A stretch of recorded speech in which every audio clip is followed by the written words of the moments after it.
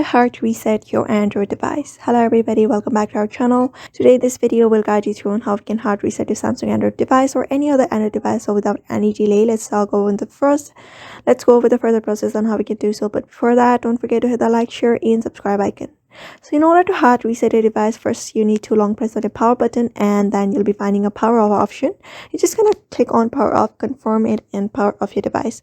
After power offing your device, you'll be finding a black screen on your device, which means your device is completely turned off.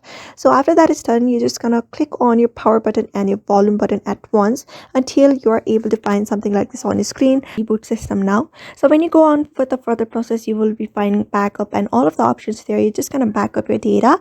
After that, click on reboot and wait for the complete reset to be done on your device. So it may take about some time for the reboot to be completed properly. So you just need to wait for the reboot to be completed.